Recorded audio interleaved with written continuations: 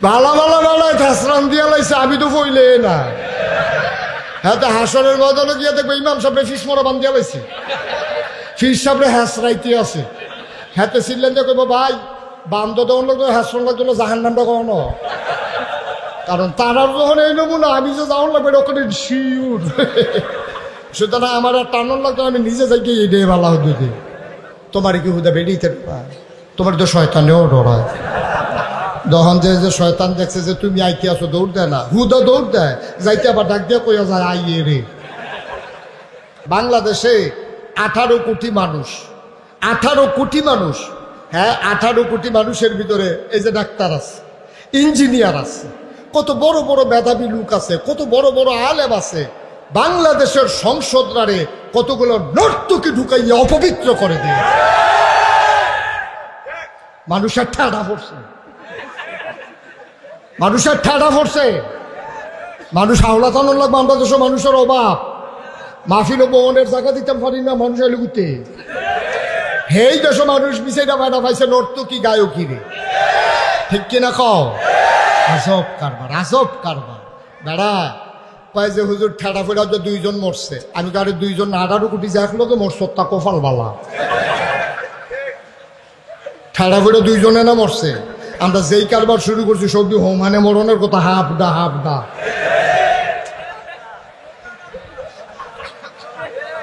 ঠিক কিনা কও যেই কারবার আমরা করে রাখছি ভাই একটু চিন্তা করেন বিবেকটারে কাজে লাগাইয়েন বিবেকটারে কাজে না লাগাইতে পারলে মানুষ নামের কলঙ্ক এই মানুষ থাকার চাইতে না থাকা ভালো ঠিক কিনা কও কত অজব কারবার ইমাম গুলারে কথা বলতে দেওয়া হয় নাই ইমাম মসজিদের ইমাম কি কথা বলবে এটা নিয়ে একেবারে জায়গায় জায়গায় লোক সেট করাস সভাপতির সাথে এক কথা কইলে সেক্রেটারির সাথে আরেক কথা কইলে ক্যাশিয়ার সাথে আরেক কথা কইলে হ্যাঁ তো কিতা করবো হ্যাঁ তো এখন আর বাংলায় আলোচনাই করে না তারে জিজ্ঞাসা কি ধরে শুক্রবারে বাংলায় কথা করছে কি খাও আরবি কইয়াছে খেরাত রইছি দুই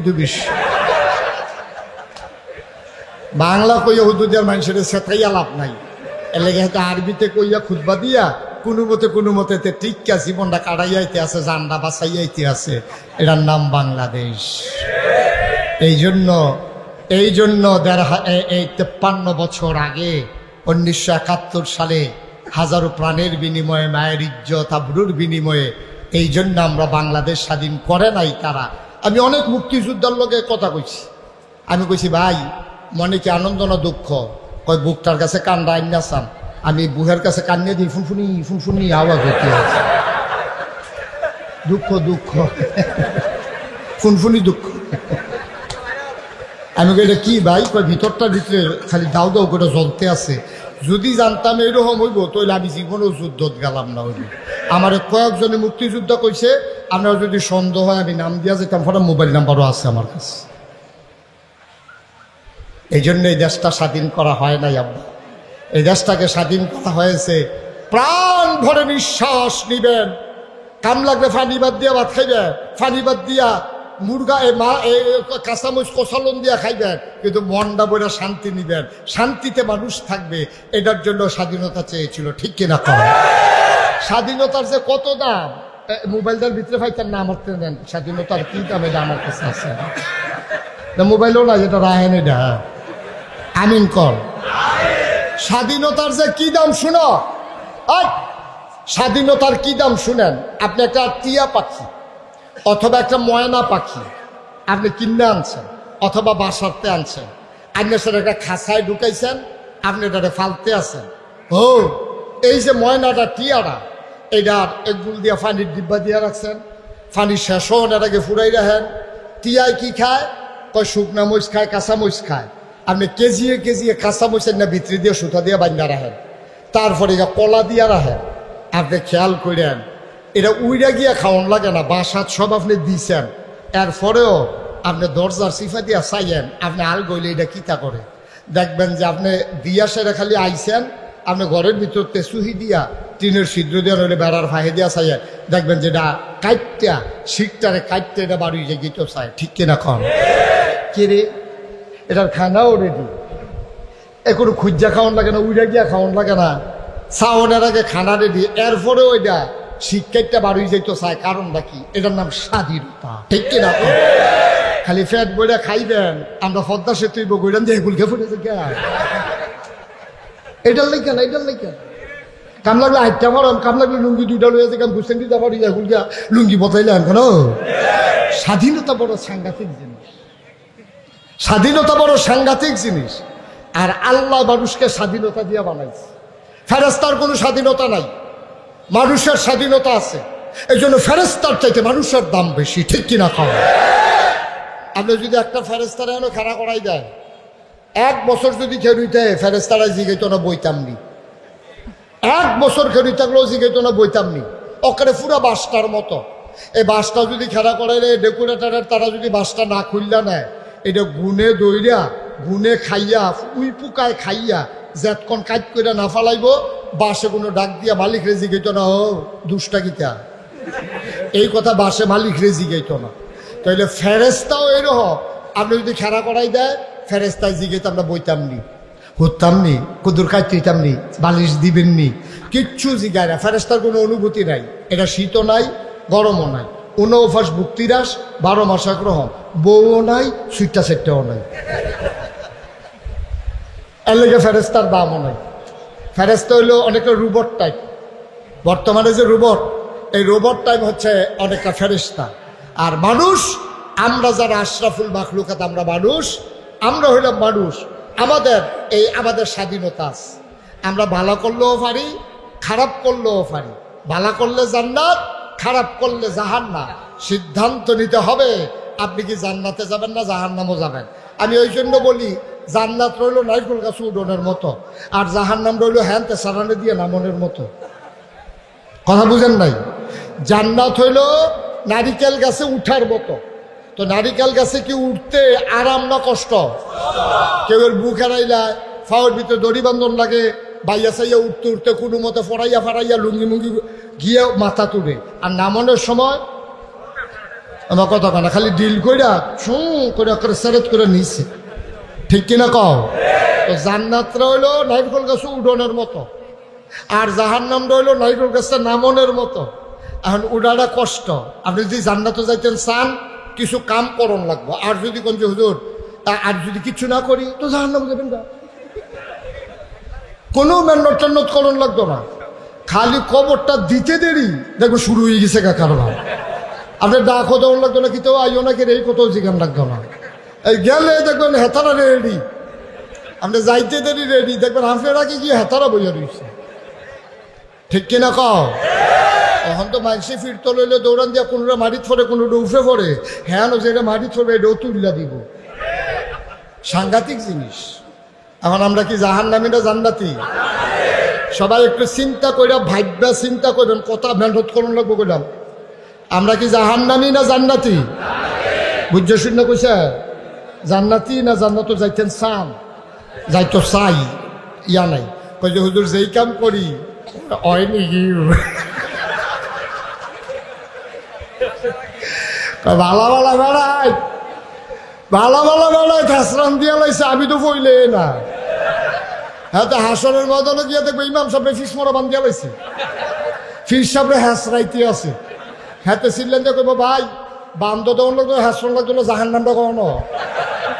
কারণ তারার যখন এই নমুনা, আমি যে যাওয়ার লাগবে ওখানে শিউর। সুতরাং আমার আর টানোর লাগতো, আমি নিজে যাই গিয়ে এটাই ভালো হতে কারবার হয়ে যাবে ওই জায়গায়। আপনি কি করতেছেন এটা হলো হিসাব মিলানোর বিলে। আসুন আমরা সবাই মিলে জান্নাতি হতে চাই, ইনশাআল্লাহ, ইনশাআল্লাহ, ইনশাআল্লাহ জান্নাতি হতে চাই। তাহলে জান্নাতি হতে হলে আমাদেরকে হওয়া লাগবে আল্লাহওয়ালা, আর জাহান্নামী হইতে হইলে আমাদেরকে হইতে হবে শয়তানওয়ালা। জান্নাতি যারা জানে, জাহান্নামী যারা জানে না, তে ভাবতে হয় অনেক কিছু জানে, আসলে জানে না। আপনি সব জানেন, সহি করে কোরআন পড়তে পারেন না, তাহলে আপনি কিচ্ছু জানেন না, ঠিক কিনা কন? মুরব্বীরা কষ্ট নিয়েন না। আমাদের দেশের বড় বড় যারা শিল্পপতি, যারা বড় বড় ডাক্তার, ইঞ্জিনিয়ার, অনেক কিছু বুঝে, নাইলে দেশটা ঠিক রয়েছে কি এর উপরে, তারা এত কিছু বুঝে, তাদের ব্রেন এত শার্প, আমাদের চাইতে অনেক ভালো ব্রেন। তারা একেবারে নিউরোসার্জন যারা, তারা আপনি বুঝবেন না যে কত কিছু যে তারা জানে। আপনি মাথার ভিতরে যে কয় কুঠি রোগ, কোন রোগটা ফ্যাস লাগিয়ে রয়েছে, তারা সাইয়া কই আলো এটা কি খেলা কথা মনে করছে। আর আমরা সুতা ফ্যাস লাগবে কইতাম পারি না, কখন দেখা লাগছে। এটা ডাক্তার কত জ্ঞানের অধিকারী, সে ইচ্ছা করলেই একটু কোরআনটা পড়তে পারে, একটু কোরআনটা বুঝতে পারে, কোরআনের ভিতরে তার কি মেসেজটা দেওয়া আছে, সে যেন ওই মেসেজ অনুযায়ী নিজের জীবনটাকে চালাইতে পারে। কিন্তু সেটা বুঝতেও চায় না, জানতেও চায় না, যেতেও চায় না। মুসলমান যারা বুঝেছে তারাই আল্লাহওয়ালা হয়ে গেছে, শয়তানওয়ালা থেকে তারা ফিরে এসেছে। এমনই একজন মানুষ, নাম তার উমর। মানুষ তো অনেকেই ছিল মক্কায়, আল্লাহর নবী দোয়াও তো করছিলেন দুইজনের জন্য, কিন্তু কবুল হয়ে গেল একজনের জন্য। আল্লাহ দোয়া করলেন উমরের জন্য, আবু জেহেলের জন্য। দোয়া তো দুইজনের জন্য হলো। নবী ছিলেন মুস্তাজিবুদ দাওয়া, তিনি ছিলেন দোয়া কবুল, তার দোয়া কবুল। তিনি দোয়া করতে দেরি, তার দোয়া কবুল হইতে দেরি নাই। আল্লাহ নবী দোয়া করলেন, আল্লাহ মক্কায় দুইজন বীর পুরুষ আছে, একজন উমর আর একজন আমর, একজন হইল আবু জেহেল আর একজন হইল উমর বিন খাত্তাব। আল্লাহ গো, দুইজন পড়ে গেছে কাফেরের দলে, আমি একা একা কেমনে কি করি? দুইজনের একজন যদি পাইতাম তাইলে দিন প্রচার করা আমার জন্য সহজ ছিল। দরখাস্ত তোমার কাছে, একজনকে কবুল করে নাও। পরের দিন লম্বা ঘটনা বলা আমার উদ্দেশ্য না। নবী বসে আছেন দারুল আরকামে, আরকামের ঘরের ভেতরে নবী সাহাবাদেরকে নিয়ে দিনে আলোচনা করতেছেন। কোরআন মুখস্থ করছে কেউ, কেউ নবীর কথাগুলো লিখে রাখতেছেন। এমন সময় দরজায় খটখট করে আওয়াজ হলো। আল্লাহ নবী বললেন, দেখো তো কে দরজা ধরে নাড়া দিল। একজন সাহাবা উঠে গেলেন, তিনি দরজার ফাঁক দিয়ে তাকালেন, দেখে যে হযরত উমর বিন খাত্তাব খোলা একটা তরবারি নিয়ে দরজার মাঝে দাঁড়িয়ে আছে। চোখগুলা তার লাল লাল, কপালে তার ঘাম জমে আছে। তখন মুসলমান মাইনরিটি, অনেক কথা শোনা যায় না। আপনি মাইকে আইয়েন, আপনার কথা শোনা যায় না, মাইকে কর। কত কোয়া যায় একটা কথা, কত কোয়া যায় একটা কথা। মাহফিলের কতক্ষণ সময় গেল, আমি একটা ফাইলও হালাইতাম পারলাম না মাহফিলটার। মার হাবা কনা তো। এখন হযরত উমর কথা মনে আছে তো নাকি? দরজা দিয়ে এক সাহাবা চুকি মারছে, উকি মারছে, মাইরা দেখে চোখ দুটো এরকম লাল লাল, কপালো গাম, গাল দিয়ে থরথরাইয়া কাঁপতে আস, হাতের ভিতরে একটা খোলা তরবারি। মক্কার বীর পুরুষদের ভিতরে অন্যতম প্রধান বীর পুরুষ ছিলেন উমর। উমরের জীবনী পড়লেন, একবার চমকে উঠবেন। উমরের হাতের মাইর খেয়েছে না এমন বেড়ায় মক্কায় বিছেরা পাওয়া মুশকিল।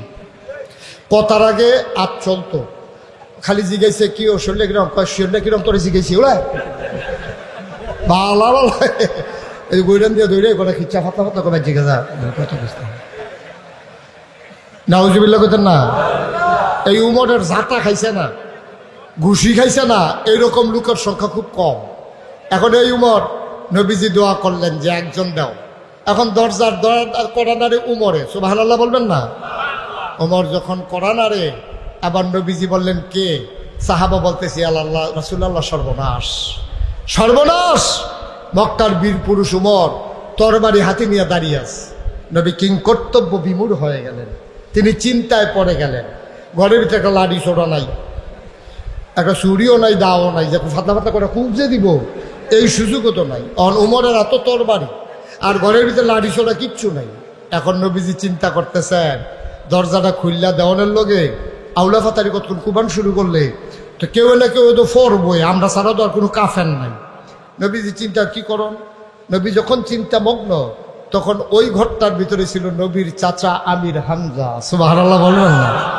বেটাটা কি হস না ডাট? বেটাটা কি হস না ডাট? আমির হামজা আস্তে করে রেখে দিয়েছে, কয় ইয়া রাসূলুল্লাহ। দেখেন বাতিজা, কিন্তু এই কথা কয় না, বাতিজা এই কথা কয় না, কয় যে ইয়া রাসূলুল্লাহ। কয় জি চাচা। কয় যে আপনি আমাকে অনুমতি দেন, দরজাটা আমি খুলি, দরজাটা আমি খুলি, অনুমতি দেন। আল্লাহর নবী চুপ মেরে গেলেন। তিনি ডাক দেয়া কয়, চাচা কোনোদিন আব্বা বলে ডাক দিতে পারি নাই, আব্বা দেখিও নাই, আপনারে দেখলে আব্বার কথা মনে পড়ে। দরজা খুলতে যাবেন, উমরের হাতে খোলা তরবারি, যদি আঘাত করে ফেলে কি করবেন? আবার আমির হামজা ডাক দেয়া কয়, ভাতিজা মন্ডার ভিতরে সাক্ষী হইছে, কলজার ভিতরে সাহস হইছে, আল্লাহর হুকুম হয়ে গেছে, উমর যদি ভালো ভালো ঘরে ঢুকতে চায় আমি দরজা খুলে দেব, উমর ঢুকে যাবে, খোদার কসম। আর উমর যদি আঘাত করতে চায়, আমি আমির হামজারে আল্লাহ এমন ক্ষমতা দিছে, আমার তরবারি লাগবে না, উমরের হাতের তরবারি দিয়া উমরের দেহ থেকে কল্লাটা আলাদা করার ক্ষমতা রাখি। শুধু অনুমতি, ও নবী আমার শুধু অনুমতিটা দেন। নবীজি অনেকক্ষণ তাকিয়ে আছেন, ফেলফেল করে, গাল বেয়ে বেয়ে টপ টপ করে পানি পড়ে। আরে আব্বা নাই, যাও, চাচা আছে, শত্রুর মুখে তরবারির মুখে চাচারি দিয়ে দেব, কেমন লাগে? নবীজি বললেন, চাচা ঠিক আছে আপনি যান, ফি আমানিল্লাহ, ফি কথা কথা ফি মানে আমানত কার হাতে? কেউ যদি আল্লাহর হাতে আমানত রাখে, এটা কি কখনো খেয়ানত হয়? আল্লাহর নবী বুদ্ধি গুড়িয়েই কইছে, ফি আমানিল্লাহ, আল্লাহর হাতে আপনাকে আমানত। সুবহানাল্লাহ বলবেন না? আল্লাহ আমানত গ্রহণ করে নিলেন। হযরত আমির হামজা তিনি আস্তে করে দরজা খুলে দিলেন। আমির হামজা কয়, যেই মাত্র আমি দরজা খুলে দিলাম, আমি তাকাইয়া দেখি উমরের সামনের চুলগুলা থেকে টপ টপ করে পানি পড়তেছে। আমার মনে হইল ওনার পানি পড়ে না, মনে হয় যেন গোনাগুরু পানি হয়ে ঝরে ঝরে পড়তেছে। না, আমার মনে হয়েছে। আমি যখন দেখলাম মনে হচ্ছে গোনাগুলা ঝরে ঝরে পড়তেছে, আমি জিজ্ঞেস করলাম, উমর কি খবর? আমি দরজা ছাড়ি না, দরজার মাঝামাঝি দাঁড়িয়ে আছি। আমি বললাম, উমর খবর কি? কয়, এই ঘরের ভিতরে কি নবীজি নাই? কয় যে হ্যাঁ আছে। কয়, গুস্তাখি মাফ কর দিজিয়ে, আমাকে ঢোকার অনুমতি দেন। কয়, খবর কি আগে বলো? কয়, খবর ভালো, অনুমতি দেন। যখন হযরত উমর মাথা নিচু করে ঢুকলেন, নবীজিও বুঝে ফেলছে কারবার ঘইটা গেছে। সুবহানাল্লাহ বলবেন না? এবার নবীজি লাফ দিয়া দাঁড়াই গেলেন, গায়ের চাদরটা টান দিয়া উমরের জন্য বিছাই দিলেন বসার জন্য। নবীজি দুই জায়গায়, আরেক জায়গায় এসেছে তিন জায়গায়, দুইজন মানুষের জন্য নবীজি গায়ের চাদর বিছাইছিলেন। একজন হলো এখানে উমর, আরেকজন হলো দুধমা হালিমাতুস সাদিয়া। সুবহানাল্লাহ বলবেন না? আচ্ছা, এটা পরে বলতেছি, ওই ঘটনা কোন জায়গায় চাদর বিছাইছিল এটা মনে রাখেন, আপনি মনে রাখেন। হ্যাঁ, উনি আবার মনে ভালো। হ্যাঁ, আমিন কর, জোরে কর। এখন হযরত উমরের জন্য যখন চাদর টান দিয়ে বিছাই দিছে, এই উমর আস্তে করে চাদরটা নিছে, নিয়া কপালে, চোখে, মুখে চুমু খাইতেছেন। চোখে লাগে, সুবহানাল্লাহ কয় না? নবীজি বললেন, কি খবর উমর? আমি কি এত খারাপ মানুষ ইয়া রাসূলুল্লাহ, দুজাহানের বাদশা নবীর গায়ের চাদরে বসবো? এত খারাপ আমি না। সুবহানাল্লাহ বলবেন না? নবীজি বুঝে ফেলছে, হেদায়েত নসিব হয়ে গেছে। আল্লাহর নবী ডাক দেয়া কয়, উমর রে, ওমর, আমি দুইটা মানুষের ব্যাপারে গত রাত্রে দোয়া করেছিলাম, তুমি নাইলা আবু জাহেল, আমি জানি না আল্লাহ কারে কবুল করেছেন। ওমর ডাক দেয়া কয়, নবী গো, ও নবী, আপনি না জানলো আমি জানি, দোয়া কবুল হয়ে গেছে আমি উমরের ব্যাপারে।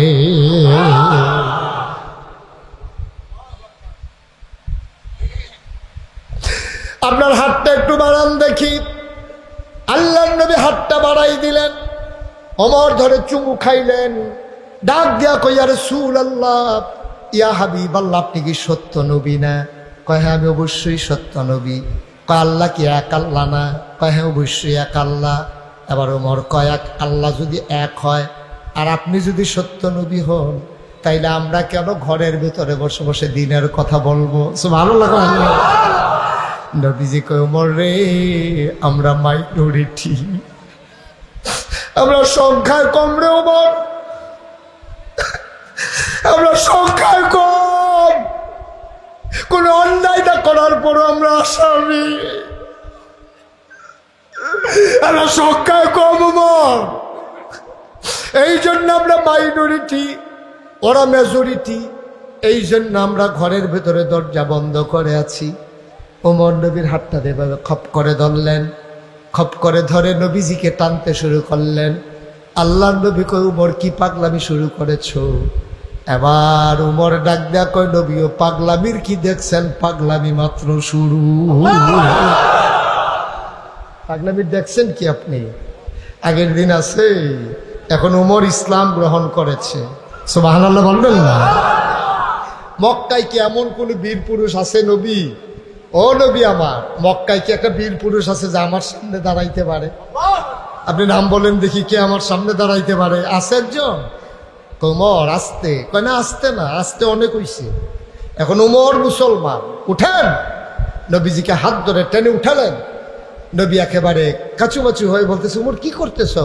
কুমা, কাবা করে যাবো না আমরা? এটা আল্লাহর ঘর না, এটা কি দেবদেবীর হাতে ছেড়ে দেবো নাকি? দুইটা দল করলেন।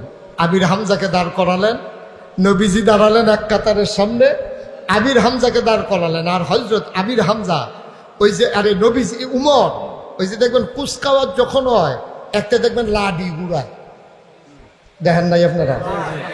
আরে প্রদর্শনী যখন হয়, কুচকাওয়াজ যখন হয়, তখন দেখবেন একটা সামনে দিয়ে হুদুদি লাডিটা ঘুরাইতে কিতা করে এটা বুঝি না। জিগে ইসলাম কি তো লাডি এমনি ঘুরেও করে ঘুরার লোকে কয় বাজনারা কয় আমরা কেমনি, আমি ঘুরান দিলে কোন ফাইল ঘুরান দিলে কি করতে হবে হেঁটে জানাস, এরকম লাডি ঘুরায়। দুই কাতার দুইজন, আর হযরত উমর সামনে। সুবহানাল্লাহ বলবেন না? উমর একটা স্লোগান দিলেন, লিল্লাহে তাকবীর বলে একটা স্লোগান দিলেন। এই স্লোগান দেওয়ার সাথে সাথে সবাই মিলে যে চিৎকার করলেন, আর নবীজিকে বললেন যে আমরা এখন কুচকাওয়াজ করে কাবার দিকে যাব।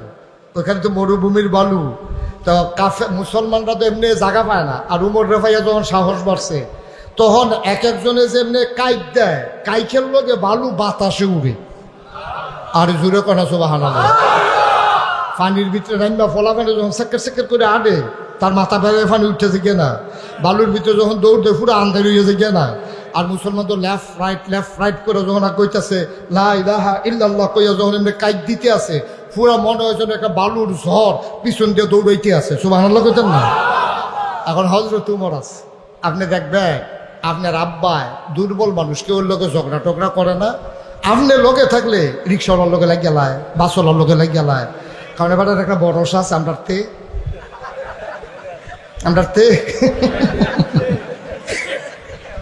বাসওয়ালায় কয় কি তো আপনি এরকম করেন কে? ফুতেরে দেখাইতে আমরা বড়তে আইসে 150 আইসে 35। এবার ওর কত নমুনা অন্যরকম, ঠিক নি রে? এখন যখন মুসলমানরা উমর রে ভাইয়া লাইছে, তখন কাইখের নমুনে আরেক হ্যাঁ কাইক যে দেয় বালু উড়ে। এবার একটা কাবা ঘরের সামনে গিয়া উমর একটা সিল্লান দিয়ে ঘুষেছে, আল্লাহু আকবার। আওয়াজটা আল্লাহ বুধ এটার আওয়াজ আরো বাড়াই দিছে। এই আওয়াজটা এমন ভাবে গিয়া ধাক্কা লাগছে কাফেরদের অন্তরে। আবু জেহেলের ঘরটা হইল লগে, আবু জেহেল স্যাবরা খাই উঠছে। কি তারে এত আওয়াজ দিল কেন? আল্লাহ আকবর কে লাত মানাত উজ্জার বদলি তারা রেগে বিছেরে ফিডি। আর আজ এত্তর আওয়াজটা দিল কেডা? এবারে তরবারিটা কো, তরবারিটা লইয়া দৌড় দিয়া বাইরে আইয়া সেরা ওই ঘরতে বাড়িয়া কাবা ঘরের দিকে আইতে আছে। আর পরে যখন সামনের দিকে নজর দিছে, চাইয়া দেখে হযরত ওমর তরবারিটারে ঠেস দিয়া কাবা ঘরের লোকে হেলান দিয়া দাঁড়াই রয়েছে। হযরত এই উমরের এই দাঁড়ানিটা দেখিয়া আবু জেহেলের দৌড়টা এমনি দৌড় দিয়া আইতে লুছি। আজকে এমন একটা হার্ট ব্রেক করছে, টায়ার ফোড়া গন্ধ ছুটে গেছে।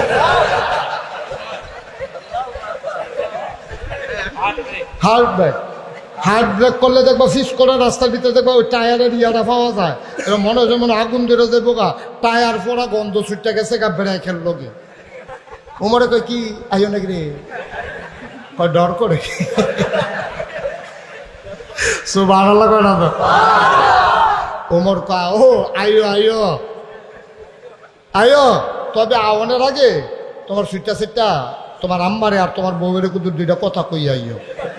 ওমরে মাত্র এখানে 2টা লাইন কইছে। কি কইছে?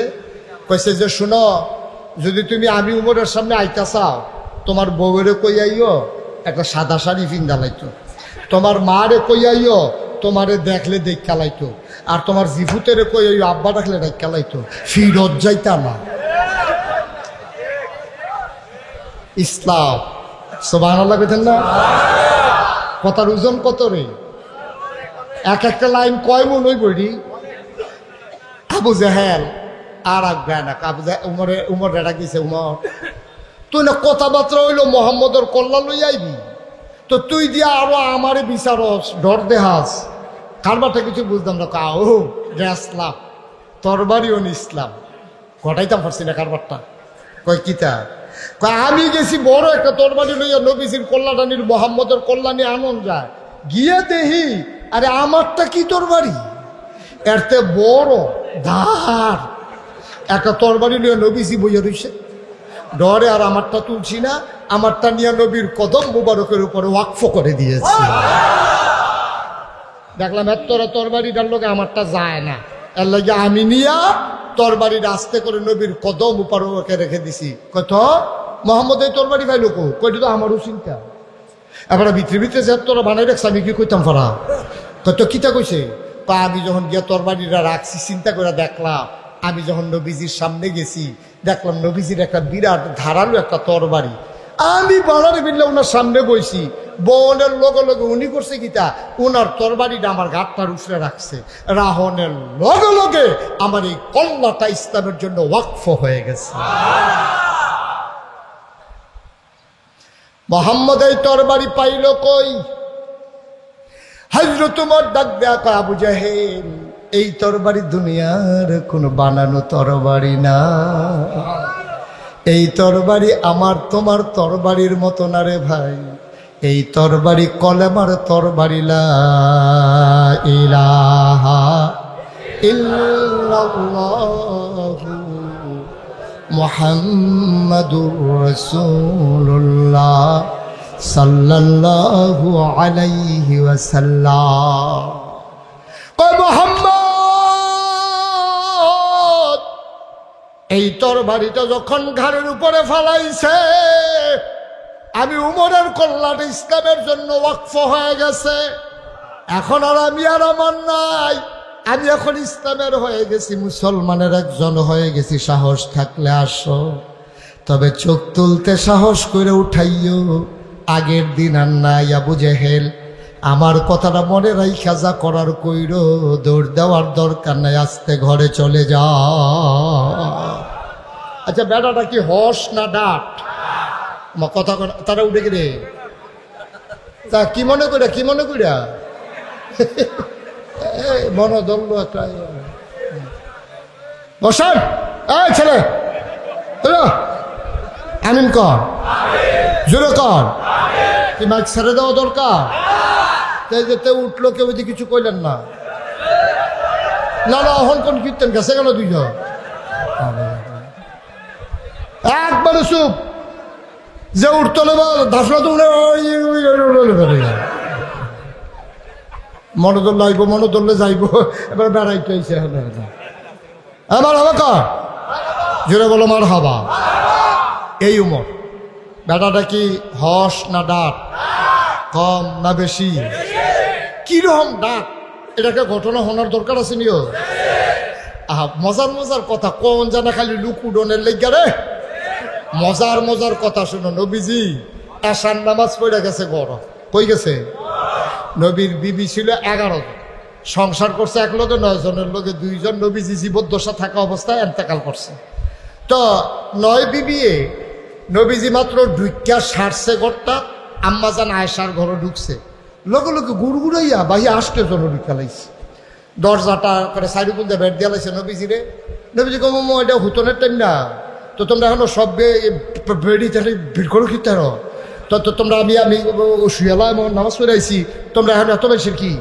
নবী সবাই কয় ইয়া রাসূলুল্লাহ, আম্মাজান আয়েশা ছিল বুদ্ধিমতী, এবেড়ি বয়স কম, মাশাআল্লাহ বুদ্ধি পুরাটা, সুবহানাল্লাহ কয় না, সাংঘাতিক বুদ্ধি। এবেড়ির যে বুদ্ধি বেশি, এটা নবীজি একদিন কইছে, করে তরকারির খেয়াল করা, কয় তরকারির ভিতরে লবণটা যেমন দরকারি, মরিচ ছাড়া তরকারি হয়, হলুদ ছাড়া তরকারি হয়, গরম মশলা ছাড়া তরকারি হয়, লবণ ছাড়া তরকারি দিলে মুহ দন যাব।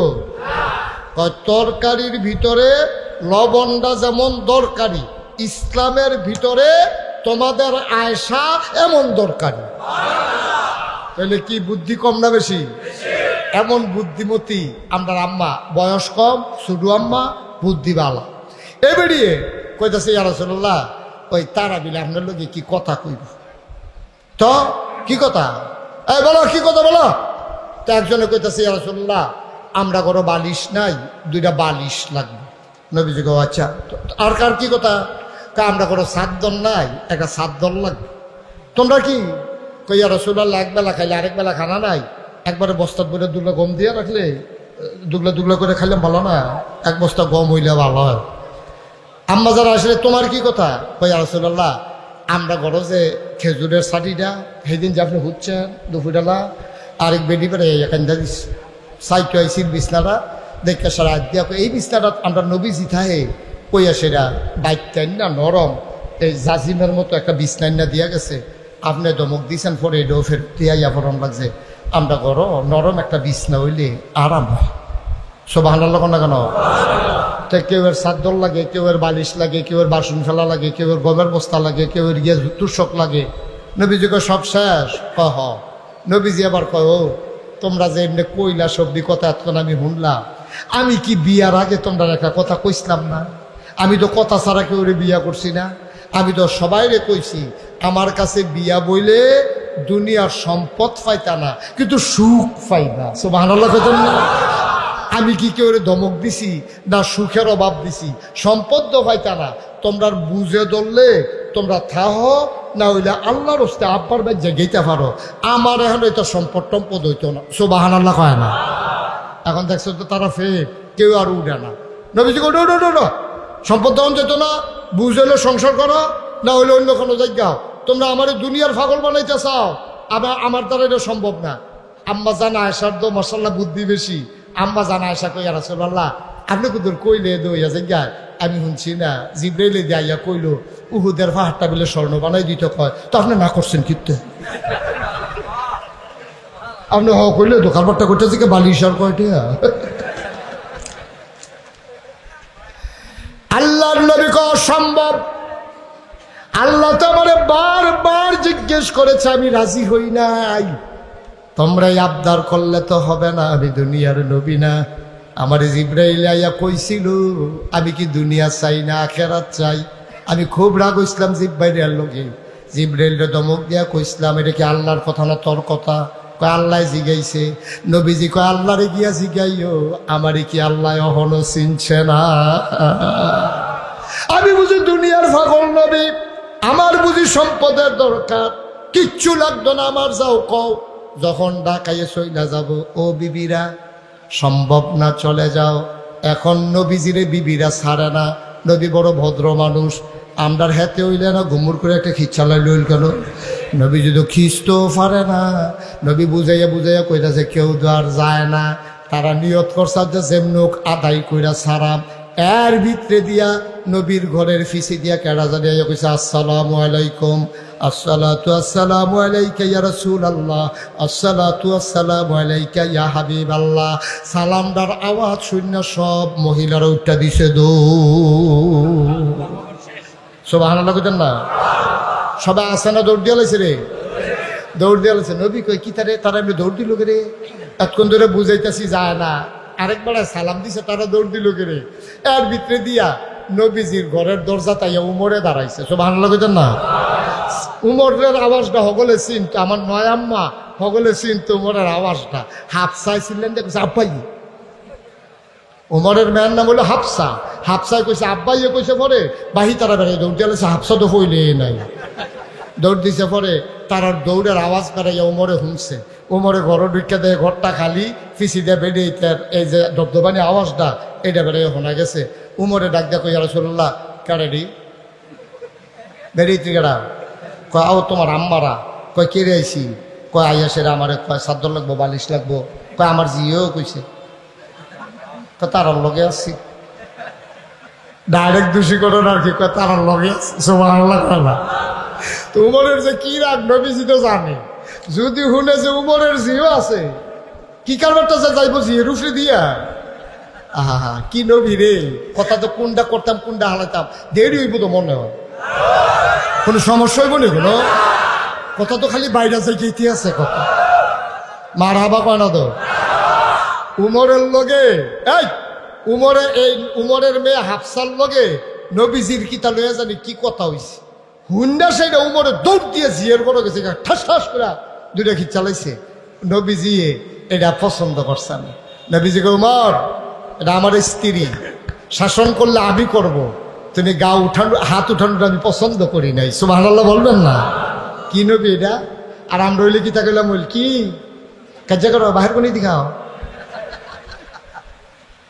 আমরা হইলে খোঁড়া দিলাম বলে আর নবীজির প্রেস্টিজে লাগছে আমার বউরে আমার সামনে আমার হৌরে মারবো আমি কি জামাই আমি ঠিক কিনা কও আমি কি জামাই কি ব্যক্তিত্ব কি পার্সোনালিটি সুবহানাল্লাহ কয় না এখন হযরত উমর যখন কইছে কে আইডি কয় তোমার আম্মারা কই কে রাইছি কার তোমার আল্লাহ রহমত হিসাবে পাঠাইছে না হইলে রাজ্জার ঘুমাইতে হবে পারলাম না কই কিতা কই কেউর বেলা চাদর লাগবো কেউর বেলা বালিশ লাগবো কেউর ডুবানি লাগবো কেউর সামিস লাগবো তো তারা দৌড় দিচ্ছে কেন কয় তোমার দেখিয়া তখন উমরে ডাক দেয় এই মারা ডরাইবেন নবীরে না ডরাইয়া ডরায় আমারে ডরান কিন্তু নবীরে না ডরাই দেয় এবার নবীজি মুস্কি হাসি দেয়া কয় উমর তোমার কি হুদা বেরিয়েতে ডরায় তোমার তো শয়তানেও ডরায় যখন যে শয়তান দেখছে যে তুমি আইতে আসো দৌড় দেয় না হুদা দৌড় দেয় যাইতে আবার ডাক দিয়ে কইয়া যায় আইয়ে রে কি উমর কি হস না ডাক সুবহানাল্লাহ কয় না তো এই উমর ছোট্ট একটা ঘটনা বলে শেষের দিকে যাব কারণ এই প্রচন্ড গরমের মাঝে আমাদের দেশে সাধারণত মাহফিল হয় না আমাদের দেশে মাহফিল হয় শীতকালও তাইলে একজনই বৃষ্টি হইলে ভালো আছি গরমটাতে অহন বৃষ্টিটাতে গরম দাওয়ালা তো যে আমরা না বিদ্যা যে মার হাবা কয় না তো গরম তো লাগবে এই সামান্য একটু পরেই ছেড়ে দেব এই উমর দেখেন মুসলমান কারে কয় ওই বলতে গিয়ে বলছিলাম যখন হযরত আবু বকর সিদ্দিকের ইন্তেকাল হয়ে গেল এই উমর হলেন ইসলামের দ্বিতীয় খলিফা এটি লম্বা ঘটনা সবটা বলা আমার উদ্দেশ্য না তৎকালীন জমানায় মুসলমানদের নিয়ম হচ্ছে যিনি রাষ্ট্রের প্রধান হবেন তিনি জুমার খুতবা দেবেন জাতীয় মসজিদ এবং জুমার নামাজ পড়াবেন আমরা এমন ফোড়া কপাল কইতাম না ছেড়ে দিতাম ফোড়া কপাল আর কই আলাপ কি বালা কপাল হইলে না হইলে কইতাম আর কি আমরা এমন ফোড়া কপা আমরার মাথার উপরে এমন নেতা নেত্রী আইয়ে যে তারা নামাজে পড়তে পড়াইতে পারে না ঠিক কিনা খাও ইমামতি জায়েজ নাই আইয়া সেটা আপনার কপালও পড়ে এই ৯২% জন লোক মুসলমানের দেশ হযরত উমর হলেন খলিফা সুবহানাল্লাহ বলবেন না জোরে কথা সুবহানাল্লাহ আবার হযরত উমর কি করলেন যখন মসজিদে জুমার আজান পড়ে গেল সব মুসল্লিরা ইয়া ঢুকছে ঢুকে সেটা কেউ তাহিয়াতুল দুখুলুল মসজিদ কাবলাল জমা সব নফল সুন্নত ফইরা বইয়া বইয়া তসবিহ পড়তে আছে কোরআন শরীফ পড়তে আছে আমরা ইমামের খবর নাই ইমাম সব নাই মুরব্বীরা কয়েকজন করে হযরত উমর দিয়ে হন আইলো না কিতা করো দৌড় দিয়ে যাচ্ছেন এক যুবক ছেলে দিছে দৌড় দৌড়তে দৌড়তে দৌড়তে দৌড়তে গরমের ভিতরে গিয়া দেখে উমর ঘরের সামনে কিতা জানি একটা বালুর উপরে বিছাইয়া বইয়া রয়েছে রোদের ভিতরে ফিটটা ফুইরা তামা তামা হয়েছে ইতিহাস গিয়া সালাম দিস আসসালামু আলাইকুম ইয়া আমির আল মুমিনিন ইয়া খলিফাত আল মুসলিমিন হে মুসলমানদের আমির খলিফা আপনাকে সালাম ওমর বললেন ওয়ালাইকুম আসসালাম কি চাই ওমর আপনি আজকে মনে নাই আজকে তো জুমাবার সব মানুষ অপেক্ষা করতেছে সূর্য পশ্চিম আকাশে ঢলে পড়েছে নামাজের ওয়াক্ত যায় আপনি তাড়াতাড়ি করেন আপনি আমাদেরকে ইমামতিতে নামাজ পড়াবেন সবাই অপেক্ষা করে আপনি চলে আসছেন হযরত উমর ডাক দেয়া কয় ও যুবক সাহাবা শোনো আমি তো আরো আগেই যেতে চেয়েছিলাম যাওয়ার আগে যখন পাঞ্জাবি পরতে গেলাম গিয়ে দেখি পাঞ্জাবিটা বড় ময়লা মনে করলাম জুমাবার আল্লাহর সাথে দেখা করব পাঞ্জাবিটা ধুয়ে দেই পাঞ্জাবি ধুয়ে দিছিলাম শুকাইতে দেরি হয়ে গেছে এই তো শুকাই গেছে এখনই যাব তাইলে বোঝা গেল ওমরের ৫-৬টা পাঞ্জাবি কয়টা পাঞ্জাবি আমরা তারা কইলেটা নির্বাচনের আগে বাতাস এলে গাছও দৌড়ে গেরুই থাকে বাতাস আইলে গাছও ধরে খেরুইতে বিরাট কুত্তা ঘুমায়। নির্বাচনের আগে ভাত খাইতে ভাত পায় না, ফাঁস করে সেটা বছরটা ঘুরতে পারছে না। এবার আর অহন দেখা যায় লক্ষ লক্ষ টাকার মালিক হয়। আর আপনার এমন ফোড়া কপাল, আমরা প্রধানমন্ত্রী নিজে কয় ওনার ফিওনে বিলে 400 কোটি টাকার মালিক। একটা লোকে জিগায় না ফিওনে যদি এত, আপনি জানি কত। কিরে উচিত কথা কই না নাই রে। একটা লোকে জিগাইল না যে ফিওনে যদি 400 তাহলে আপনি জানি কত। আপনি তো মালিকে গেল, লেবারের এই অবস্থা, মালিকের জানি কি অবস্থা। এই কথাটার জিগান গেছে না, হেলিকপ্টার দিয়ে বিলে ফিওনে চলে। হগিন্দির ভূতের নাম মিয়া খা, ভাত খাইতে ভাত চাস না। ঠিক কিনা কও কথা না, ঠিক কিনা?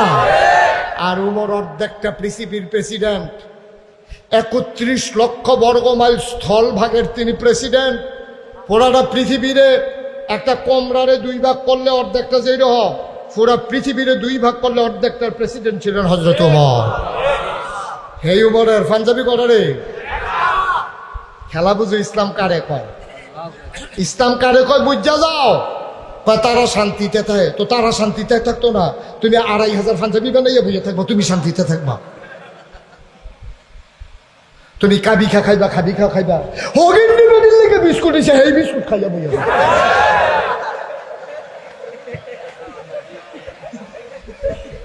ঠিক কিনা কও?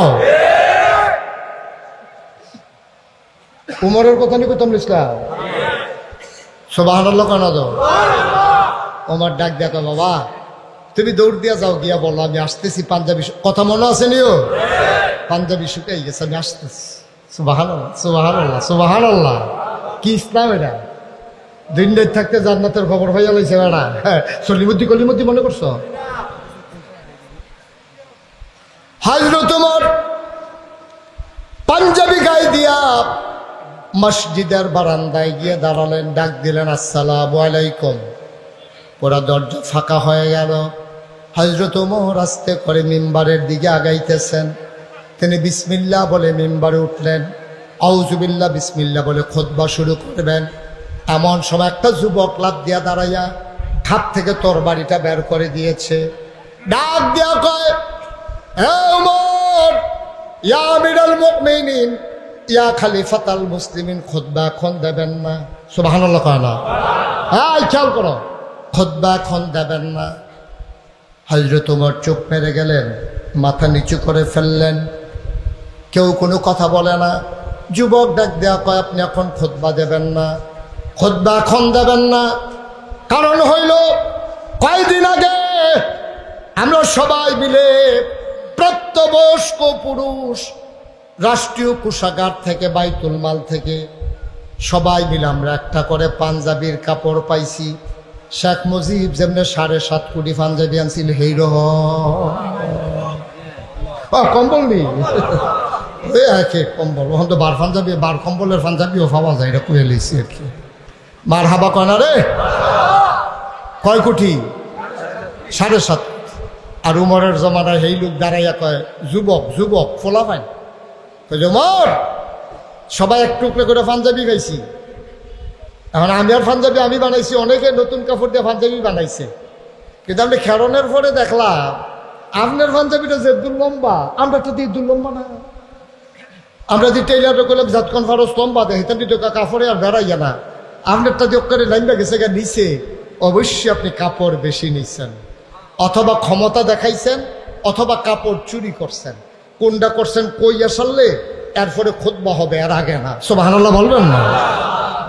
হয় আপনি ক্ষমতা দিছেন, ধমক দেওয়া কইছেন আই আধা গজ বাড়াই দিও।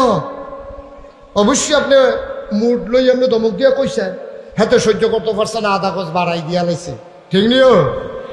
আমরা তো শুধু এরকম দিনটা গেছে, গিয়া সেটা ওসিরে লাথি দিয়ে হালাই গেছে। কয় কারাই ডাক, ক্ষমতার দল দল ক্ষমতাত। তো ওসি সাহেব ব্যাপারে লাথি দিয়ে হালাই দিছে। ওসি সাহেব তো চাকরি করে। ওসি সাহেব কোনো দুঃখ টুক পাইছেন নি? লাথি যে দিচ্ছেন কোনো দুঃখ পাইছেন নি? এই দিনটাও বাংলাদেশও গেছে। ঠিক নি রে? এখন উমরের মতো মানুষের হাতে খেলিয়ে জিগেলিছে পাঞ্জাবির কাপড় বড় করে, অবশ্যই ধমক দিছেন, ক্ষমতা দেখাইছেন, কাপড় বেশি নিছেন, জবাব দেয়, নাইলে কেউ খুতবা শুনবো না। উমর চুপ মেরে আছে, বাগে বসে এক গাড়ো পানি খাইছে উমরের ডরে, বেরিয়ে দৌড় দিয়া লাইছে উমরের ডরে, শয়তান দৌড় দিয়া যাই উমরের ডরে, হেই উমর মাথা নিচু করে লাইছে, চোখ দিয়া পানি পড়তেছে টপ টপ টপ টপ করে, দাড়ি বাইয়া বাইয়া, পিনপতন নিস্তব্ধতা, কোনো শব্দ নাই, কোনো আওয়াজ নাই, কেউ কোনো কথা কয় না, মনে হয় একজন মানুষও নাই। এমন সময় উমরের বড় ছেলে নাম হইল আব্দুল্লাহ ইবনে ওমর, সে লাফ দিয়া দাঁড়াইয়া কয়, ভাইয়েরা আমার আব্বার পাঞ্জাবি লম্বা হইছে কেমনে? এটা কি আব্বা বলা লাগবে নাকি আমি বললেও চলবে?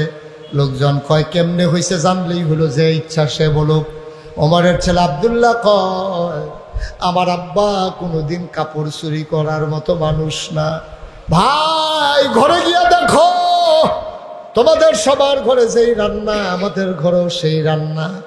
আমার আব্বা চুরি করার মতো মানুষ না, ধমক দিয়া কাপড় নেওয়ার মতো মানুষ না। আমার আব্বা তো খারাপ না রে ভাই, আমার আব্বা চুরি করে কাপড় নেয় নাই। সবাই বলতেছে এত কথা শোনার দরকার নাই, বলো পাঞ্জাবি লম্বা হইছে কেমনে? সবাই চুপ মেরে আছে। ওমরের ছেলে আব্দুল্লাহর গাল বেয়ে বেয়ে পানি পড়ে, ডাক দেখো, আমার আব্বারে আমি চিনি, আমার আব্বারে আমি চিনি, আব্বা কাপড় চুর হইতে পারে না, কত কথার দরকার নাই, পাঞ্জাবি লম্বা হইছে কেমনে বলো। আবার উমরের ছেলে ডাক দিয়া কয়, ভাইয়েরা শোনো, কাপড় তোমরা যেমন সবাই এক টুকরা করে পাইছো, আমিও তো প্রাপ্তবয়স্ক যুবক, আমার আব্বা পাইছে এক টুকরা, আমি পাইছি এক টুকরা। বাড়িতে যাওয়ার পরে দেখলাম আমার পাঞ্জাবিটা এখনো ছিঁড়ে নাই, ভালো আছে। আমি আব্বাকে বললাম, আব্বা এবছর আবহাওয়ার মতিগতি ভালো না, মনে হয় শীত পড়বে আবার বেশি। আব্বা, ও আব্বা, আমার পাঞ্জাবি আর নতুন বানানো লাগবে না, আমার আগের পাঞ্জাবিটা এখনো ভালো আছে। আপনি বেয়াদবি মাফ করবেন, আপনি আমার টুকরা কাপড়টা সহ নিয়া 2 টুকরা জোড়া লাগাইয়া লম্বা করে একটা পাঞ্জাবি বানান, যেন শীতের ভিতরে আরাম পান। ভাইয়েরা, আমার আব্বা কাপড় চুরি করে নাই, আমার দেওয়া কাপড় দেওয়ার কারণে পাঞ্জাবি আমার আব্বার লম্বা হয়েছে।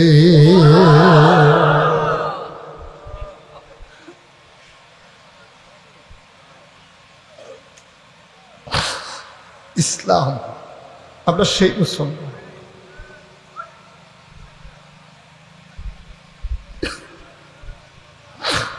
হযরত ওমর খুতবা শুরু করেন না, মুরব্বীরা ডাক দেয়া কয়, ওমর খুতবা পড়েন। ওমর বললেন, না আমি খুতবা পড়ব না, যে যুবকটা আমাকে প্রশ্ন করলো তারে আমার সামনে এনে দাও। সবাই মনে করেছে ওমর বোধহয় খুব রাগ করেছে, প্রতিশোধ পরায়ণ হয়ে গেছে, বোধহয় আঘাত করবে। ওমর বললেন, তাকে আসতে বলো।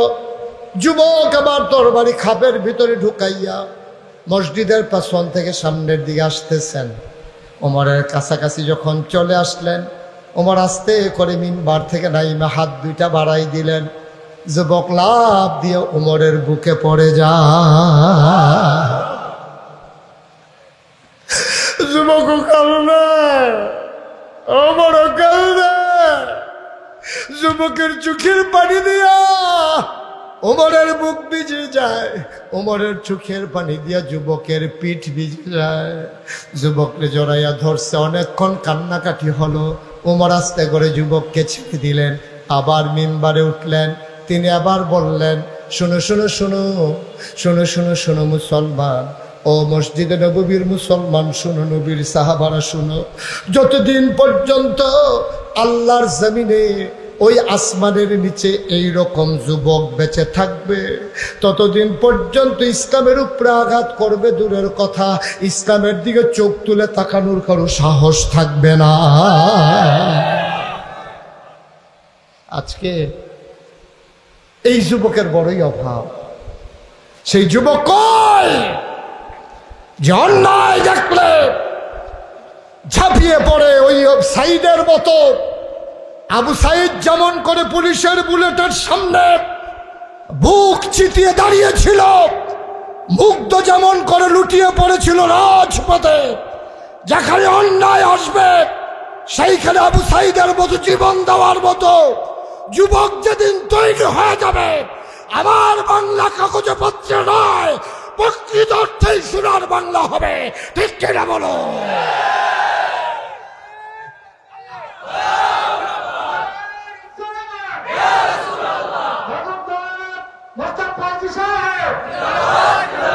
সবাই পড়ে না আমিন। এই যুবকের বড় দরকার। তোমরা যারা যুবক, এখন যৌবন যার যুদ্ধে যাবার শ্রেষ্ঠ সময় তার। মানুষ জরুরটা মরে, ঠাডা ফুইটা মরে, ফেডো শুকুইয়া মরে, বীর পুরুষের মতো পুলিশের সামনে সিনা টান টান করে আবু সাইদের মতো জীবন দিতে পারে, সেই যুবকের বড় অভাব। ঠিক কিনা বলো? এটা জীবন তো একটাই, জীবন তো একটাই। উপস্থিত এলাকার বিভিন্ন মসজিদের ইমাম সাহেবান, ওলামায়ে কেরাম, মুরব্বিয়ানে আযম, কলিজার টুকরা যুবকেরা, পর্দার আড়ালের মা ও বোনেরা, সবার প্রতি আমার আবারও আন্তরিক সশ্রদ্ধ সালাম। আসসালামু আলাইকুম ওয়া রাহমাতুল্লাহি ওয়া বারাকাতুহু।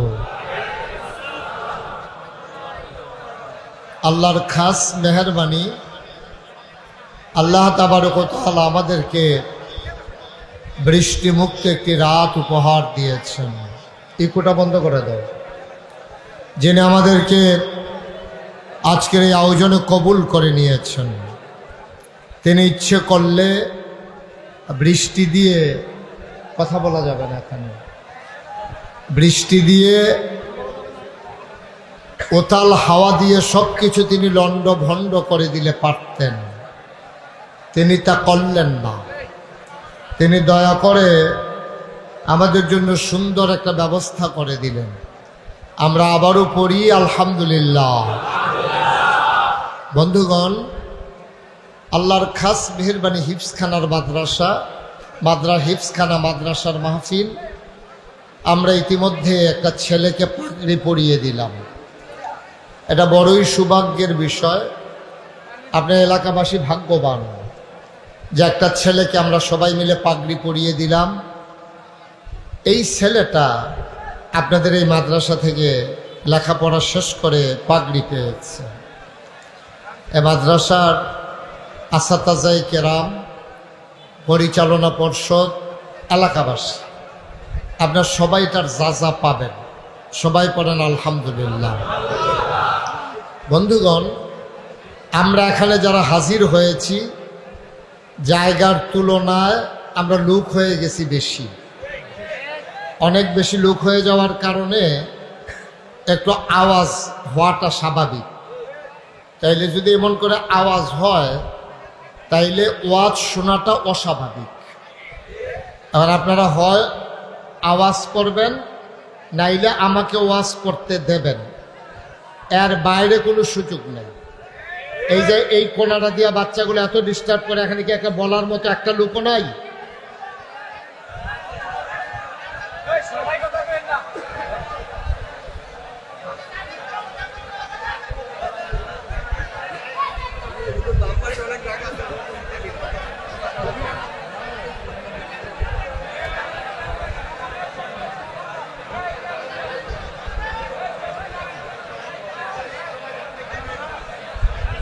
এই যে পিলারের ফুলগুলো খুলে দেন, পিলারের ফুলগুলো খুলে দেন।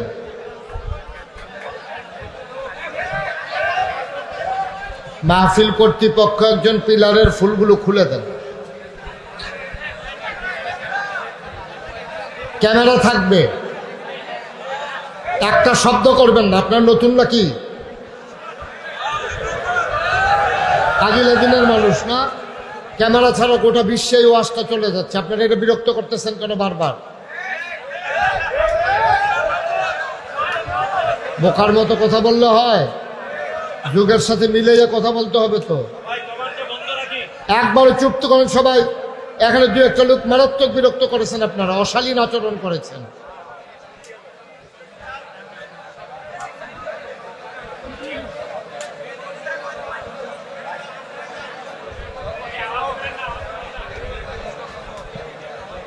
ওকে ফাইন, আর লাগবে না, আর খোলা লাগবে না, ঠিক আছে। হ্যাঁ ঠিক আছে, জি যে সবাই পড়ি আলহামদুলিল্লাহ।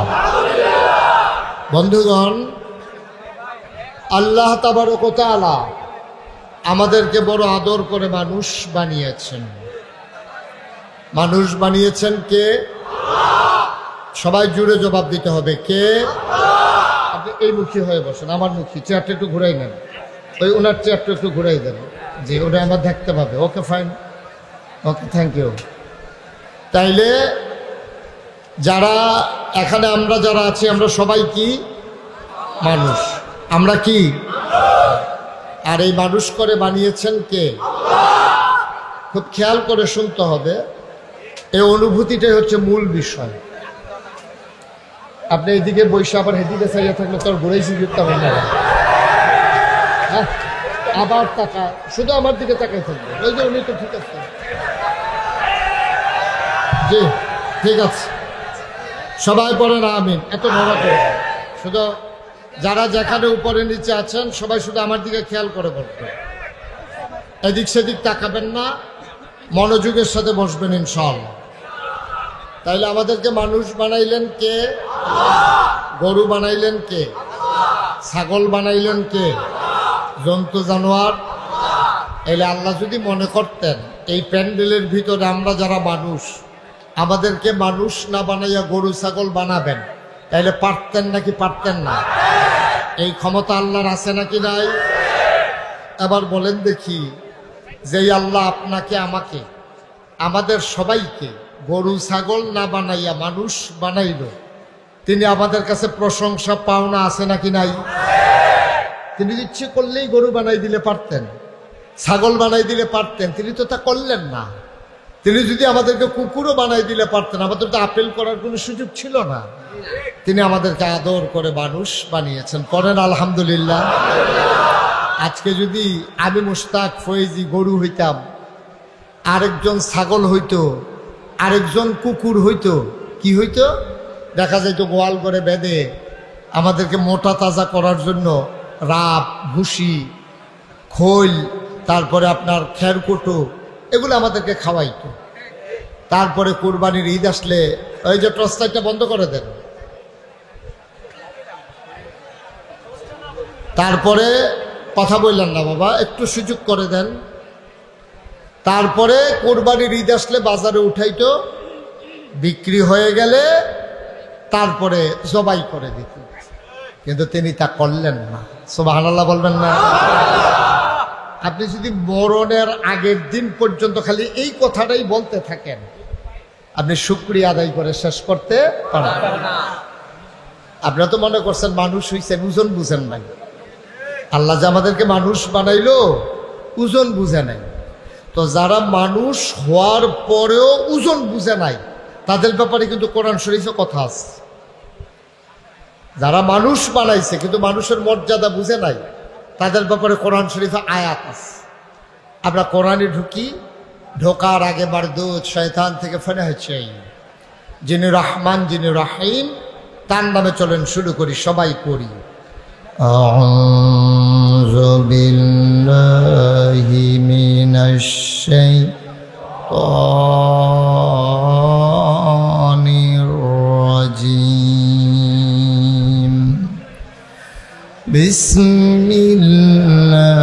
বিসমিল্লাহির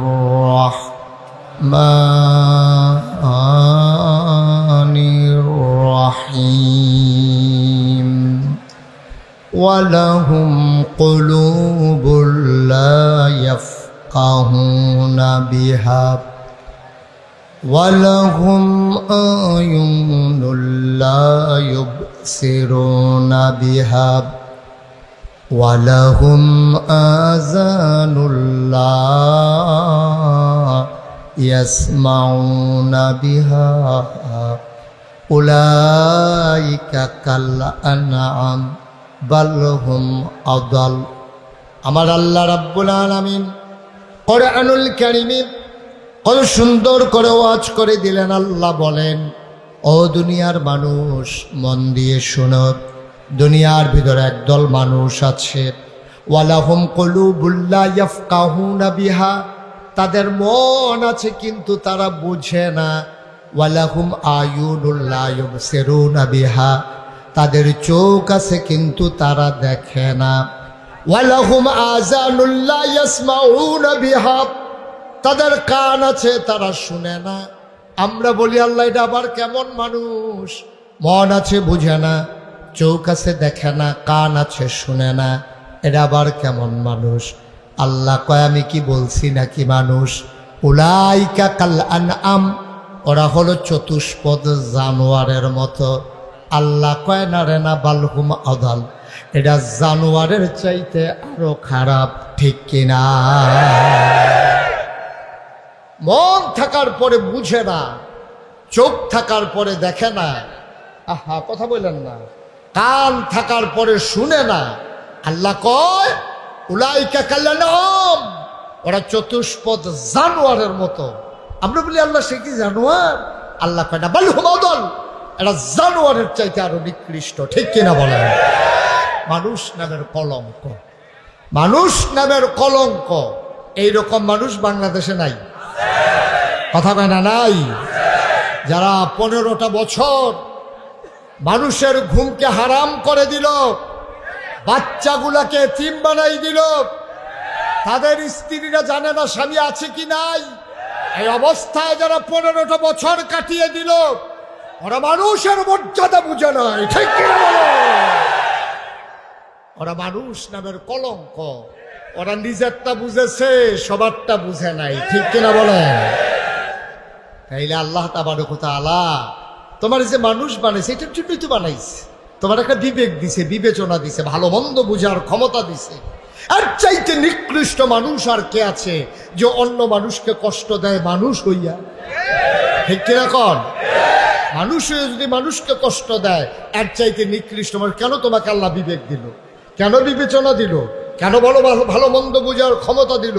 তুমি পশু না, তুমি শিয়াল কুকুর না, তুমি অন্তত অন্যের উপকার করতে না পারো, মানুষের ক্ষতি করার অধিকার আল্লাহ কাউকে দেয় নাই, ঠিক কিনা? ক্ষতি হয় নাই?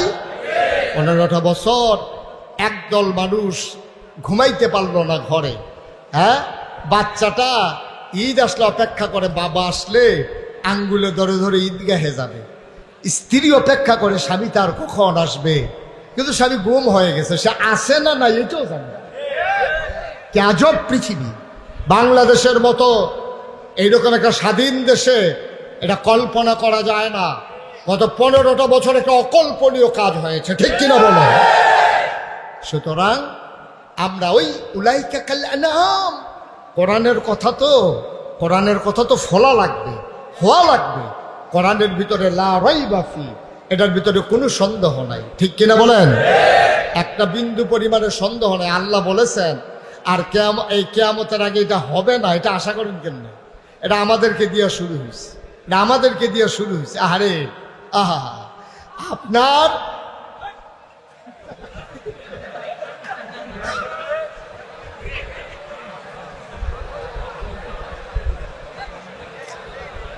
এটা বেয়াদবি হয়েছে, যে করছেন সে বেয়াদবি করছেন। আমি চিহ্নিত করতে চাই না বেয়াদবটা কে, কিন্তু আপনি যে করছেন এটা বেয়াদবি হয়েছে, এটা মোটেও ঠিক করেন না। জি, সবাই পড়েন আলহামদুলিল্লাহ, জোরে পড়েন আলহামদুলিল্লাহ। যেই কথাটুকুন বলতেছিলাম, তাইলে আল্লাহ তাবারক ওয়া তাআলা আপনি বুঝবেন না, আরেকজনের দুঃখ আপনি বুঝবেন না, কিন্তু বুঝার মতো যোগ্যতা কিন্তু আল্লাহ আপনারে দিছিল, আপনি এটা কাজে লাগান নাই। বন্ধুগণ, তাইলে এই মানুষগুলোকে আমরা যারা এখানে আছি, আমাদেরকে সোনার মানুষ বানানোর জন্য আল্লাহ তাবারক ওয়া তাআলা অনেকগুলা চেষ্টা করছেন। মহামূল্যবান 3টা জিনিস আল্লাহ দিচ্ছেন। কয়টা? কথা বলেন, কয়টা? 1 নম্বরে আকল, বুঝ, বিবেচনা, ভালো মন্দ বুঝার ক্ষমতা। 2 নম্বরে কোরআনুল কারীম। 3 নম্বরে নবী মুহাম্মদুর রাসূলুল্লাহ। আপনার যদি আকল না থাকে, বুঝ না থাকে, তাহলে আপনি ভালো মন্দ বুঝবেন না। কোরআন কেতাব বুঝবেন না, নবীর হাদিস আপনি বুঝবেন না। এজন্য একজন মানুষের মহামূল্যবান জিনিসের নাম হলো আকল। এই আকল যার নাই, সে এই যে নাই, সে বুঝবে আকলের না, সে তো বুঝবে না, তার তো নাই। তো তে বুঝবো কেন? বুঝবো তার মায়, তার বাপে, তার মারে জিগেইয়ান গো তোমার ফুতের যে আহল নাই কিরহ, এ বিডিয়ে দেখবা বড় বড় চোহের ফানি ছেড়ে দিব, কান বর করব ভাই জিফু তৈছিল না, এটা এক বালা আসিল, এইটা আমার ঘরে এটা কি তৈল, এই তার কারণে আমি এই বেট মাপ সাউন্ড লাগে, এই গরো মাপ সাউন্ড লাগে। আকল নাই, তারে কই একটা করে আর একটা, ঠিক কিনা কর? তাহলে আকলের দাম কম না বেশি? আকলের দাম অনেক বেশি। এই আকল যারা কাজে লাগাইতে পারে তারাই সোনার মানুষ হয়, তাদের বিচার কিয়ামতের ময়দানে সহজ হয়। এই আকলওয়ালা মানুষগুলো হলো আবু বকর, ওমর, ওসমান, আলী, তালহা, জুবায়ের, আব্দুর রহমান ইবনে আউফ, সাদ ইবনে রাবিয়া। তারা আকলগুলোরে কাজে লাগাইছে, সুবহানাল্লাহ বলবেন না? তাদের উপরে নির্যাতন এসেছে, নিপীড়ন এসেছে, তাদের বিরুদ্ধে অবরোধ এসেছে, তাদের কাউকে গুম করে ফেলা হয়েছে, স্ত্রী থেকে আলাদা করে দেওয়া হয়েছে, সম্পদগুলো লুণ্ঠন করা হয়েছে। তারপরেও তারা ওই আকলের কারণে এক আল্লাহর উপরে অটল থেকেছে, ঠিক কিনা বলো? বাংলাদেশেও তেমন আছে, বাংলাদেশে এমন অনেক লোক আছে তার বিরুদ্ধে মামলা হয়েছে 384টা, এক একজনের বিরুদ্ধে মামলা 384, 450, ফোনে 300, এই নানান ধরনের মামলা 100, 150, এটি অ্যাভেলেবেল। এইরকম যে মামলা, এখন একটা লোক যখন এতগুলো মামলা হয়, তারপরেও মানুষগুলো অটল বিচল দাঁড়িয়েছিল 15 বছর। সে ইচ্ছে করলে ঘরের ভিতরে স্বাধীনভাবে ঘুরতে পারেনি, ইচ্ছে করলেই সে মন মতো জায়গায় যেতে পারেনি। কখন সে অ্যারেস্ট হয়ে যায়, কখন সে বন্দী হয়ে যায় পুলিশের হাতে। তারপরও ওই মানুষগুলো আবু বকর, উমর, উসমান, আলী, তালহা, জুবায়ের, বেলালের মতো রক্তাক্ত হয়েছে, পিঠের চামড়া উঠে গেছে, ওই বাবলা গাছের কাঁটায় তার পিঠে ঢুকে গেছে, জ্বলন্ত অঙ্গার তার পিঠের ভিতরে ঢুকে গেছে। হযরত উমর রাদিয়াল্লাহু তাআলা আনহু যখন অর্ধ পৃথিবীর প্রেসিডেন্ট, একদিন তিনি ডাকলেন বেলালকে, সুবহানাল্লাহ বলবেন না? বেলালকে ডেকে বললেন, ও বেলাল, আপনি আমাকে একটু নসিহত করেন। বেলাল লজ্জা পেলেন। আপনি হলেন আমিরুল মুমিনিন, আপনি খলিফাতুল মুসলিমিন, জান্নাতের সুসংবাদপ্রাপ্ত দ্বিতীয় মানুষ, ইসলামের দ্বিতীয় খলিফা, যার ব্যাপারে নবী বলেছেন আনা খাতামুন নাবিয়্যিন লা নাবিয়্যা বাদি, আমি হলাম সর্বশেষ নবী, আমার পরে নবী নাই, আমার পরে নবী থাকলে আমার উমর নবী হইতো। এত দামি মানুষ আপনি, আর আমি বেলাল উমাইয়ার গোলাম, বসুইরা কামলা, উট ভেড়া দম্বা চড়াইতাম, আমার কাছে আপনি নসিহত চান? কয় যে হ্যাঁ, আপনি নসিহত করুন। কারণ মুসলমানদের এখন দেশ বড় হইছে, সম্পদ বেশি হইছে, এখন আপনার নসিহত খুব বেশি দরকার, যখন আপনারা সংখ্যায় কম ছিলেন। বেলাল বললেন, নসিহত করার মতো আমার কোনো যোগ্যতা নাই। আবার উমর বললেন, তাহলে পাঞ্জাবিটা একটু খুলেন, সুবহানাল্লাহ বলবেন না? আপনি যদি নসিহত না করবেন তাহলে পাঞ্জাবিটা একটু খুলেন। বেলাল লজ্জা পাচ্ছিলেন, বিব্রত বোধ করছিলেন। তিনি আস্তে করে পাঞ্জাবিটা যখন খুললেন, উমর বললেন, আমার দিকে পিঠ দিয়া বসেন। বেলাল যখন উমরের দিকে পিঠ দিয়া বসছে, দেখে যে পোড়াটা পিঠের ভিতরে এইরকম গর্তের মতো হয়ে আছে, চামড়াগুলো কুচকে কুচকে এরকম ভিতরে গর্তের মতো। ওমর রাদিয়াল্লাহু তাআলা আনহু বললেন, বেলাল, এই গর্তগুলো কিসে? তা আমি যখন এক আল্লাহর কথা বলছিলাম, উমাইয়া সারাটা দিন আমার উপরে নির্যাতন করেছে, ওই তপ্ত মরুভূমির মাঝে আমাকে ভর দুপুরবেলা আমার বালুর উপরে শোয়াই রাখছে, আমি কোনোভাবে সহ্য করতে পারতেছিলাম না। কানে কানে মাঝে মাঝে জিজ্ঞেস করা হতো, ও বেলাল, এখনো কি এক আল্লাহ? তিনি মৃদু কণ্ঠে বলতেন, আহাদ আহাদ, হ্যাঁ এক আল্লাহ, এক আল্লাহ, সুবহানাল্লাহ বলবেন না? হযরত বেলাল চোখের পানি ছেড়ে দিলেন। আমিরুল মুমিনিন, খলিফাতুল মুসলিমিন, ওমরের চোখ বেয়ে টপ টপ করে পানি পড়তেছে। ওমর হাত বুলাইতেছেন পিঠের ভিতরে। বেলাল ডাক দিয়া কয়, ইয়া আমিরাল মুমিনিন, ও ওমর, রাতে দিনের বেলা বালুর উপরে শোয়াই রাখতো, মুমূর্ষু অবস্থায় আমার রাতের বেলা ঘরে আনতো, ঘরে আনার পরে জিজ্ঞেস করতো, বেলাল খবর কি? আমি অস্ফুট সুরে কানে কানে বলে দিতাম মৃদু সুরে, আহাদ আহাদ।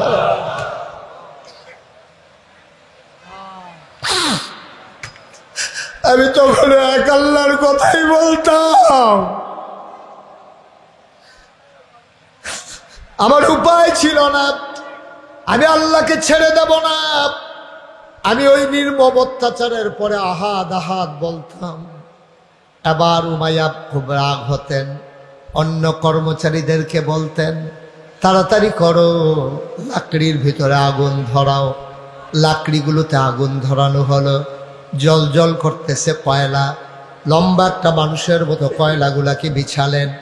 আমার 2 হাত 2 পায়ে 4 জনে ধরে আস্তে করে জ্বলন্ত আংড়ার উপরে আমারে শোয়াই দিলে।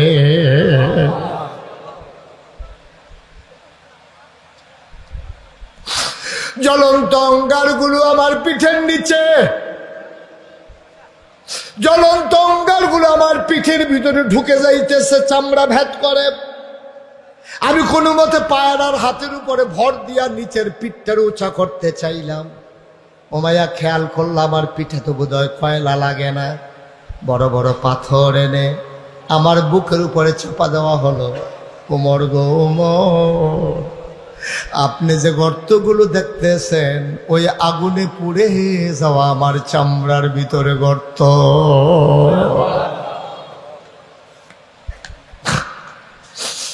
মুসলমান, কতটুকু অত্যাচার তুমি সয়েছ, কতটুকু নির্মমতার মুখোমুখি তুমি হয়েছ। আজও বাংলাদেশের একজন মানুষ এক গ্রাম ছেড়ে আরেক গ্রামে যেতে হয় নাই। যদিও মামলার কারণে নিজের বাড়িতে অনেক মানুষ ঘুমোতে পারে নাই, মানুষগুলো নিজের বাড়িতে ঘুমোতে পারে নাই। এক বাড়ি ছেড়ে আরেক বাড়িতে, এক গ্রাম ছেড়ে আরেক গ্রামে, কত কষ্ট, কত নির্যাতন। তারপরেও মুসলমান ইমান ছেড়ে দেয় নাই। মুসলমানরা আল্লাহ নবীর কাছে গিয়া দাঁড়াইয়া দাঁড়াইয়া কাঁদত। আল্লাহ নবী জিজ্ঞেস করতেন, কাঁদো কেন? ইয়া রাসূলুল্লাহ, জীবনে কাউরে একটা থাপ্পড় দেই নাই, জীবনে কারো সম্পদ লুণ্ঠন করি নাই, কারো জমিনের উপরে দখল দেই নাই, কারো জমিনের পাকা ফসল আমি নষ্ট করি নাই। তাইলে তারা আমার উপরে কেন অত্যাচার করলো? মক্কা ছেড়ে আমার মদিনায় পাঠাই দিল। আসার সময় আমার লুঙ্গিটাও আনতে পারি নাই, আমার লুঙ্গিটা পর্যন্ত খুলে রাখতে চেয়েছে, পাঞ্জাবি খুলেছে, টাকাগুলো রেখে দিয়েছে। ও নবী, আমার অপরাধটা কি? কি অপরাধ আমার? আমার নবী মুচকি হেসে বলতেন, আমার যেই অপরাধ তোমারও তো সেই অপরাধ।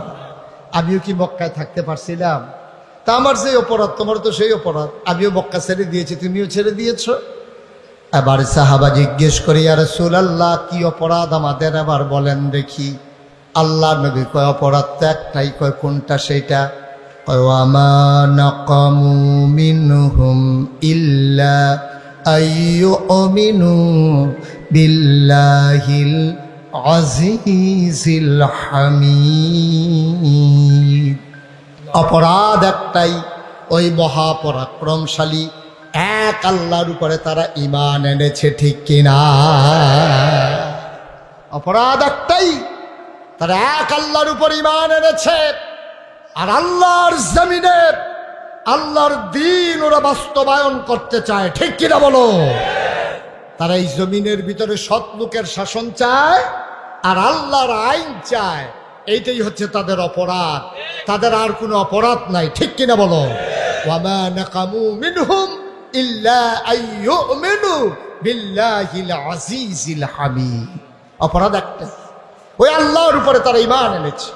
আজও বাংলাদেশে ইসলামপন্থী মানুষগুলো সেই 6 সালে লগি বৈঠা দিয়ে যেমন করে পিটিয়ে পল্টনের ময়দানে হত্যা করা হয়েছিল, সেই দিন 13ই মে শাপলা চত্বরে যেমন করে আমার ভাইয়ের রক্তে পিছলাপথ লাল হয়েছিল, এই একটাই অপরাধ ছিল। অপরাধ আর বেশি নয়। মানুষগুলোকে যখন ফাঁসি কাস্টে ঝুলানো হলো, অপরাধ একটাই, তারা এক আল্লাহর উপরে ঈমান এনেছে। সুতরাং আমি বলতে চাই, মামলা হবে, হামলা হবে, জেল জুলুম নির্যাতন হবে, প্রয়োজনে জীবন দেওয়া লাগবে, ঈমান দেওয়া যাবে না। রাজি আছো কিনা? হাত তুলে রাখো।